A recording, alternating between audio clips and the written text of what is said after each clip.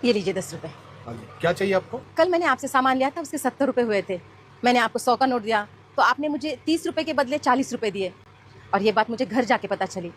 मैं कल रात ही आपके 10 रुपए वापस देने आई थी, लेकिन आपकी दुकान बंद हो चुकी थी, इसलिए मैं अभी आई हूँ। आप कहाँ रहती है मैम? मैं सेक्टर 8 में रहती हूँ। वहाँ से यहाँ तक 5 किलोमीटर, आप 10 रुपए वापस करने आए हो? अगली बार सामान लेने आती तब दे देती, और इस 10 रुपए से मुझे कोई फर्क नहीं पड़ता। भाई साहब, मेरे पति अब नहीं रहे, लेकिन वो हमेशा कहते थे किसी का पैसा नहीं रखना चाहिए। जिसका पैसा है वो चुप रह सकता है, लेकिन हमने अगर किसी के पैसे रख लिए, ऊपर वाला सबका हिसाब करता है।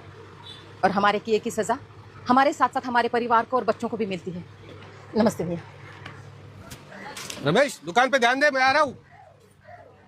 अरे मालिक, आओ क्या? आइए आइए आइए आइए, बैठिए बैठिए। बताइए कैसे आना हुआ आज? आपने मेरी दुकान से जो जो सामान खरीदा था उसका पैसा मुझे कल भिजवा दिया था। उसमें 300 रुपए ज्यादा थे। ये बात मुझे तुरंत समझ में आ गई थी, लेकिन लालच में मैंने वो रुपए रख लिए। अगली बार के बिल में हम एडजस्ट कर लेते थे वो 300 रुपए। भाई साहब, अगली बार किसने देखा है? इसलिए आपका पैसा लौटाना बहुत जरूरी था। ऊपर वाला कब कैसे हिसाब चुकता करे, ये किसने देखा है? शायद इसकी सजा मेरी बीवी बच्चों को भी लग सकती है। ये लीजिए आपके 300 रुपए। नमस्ते।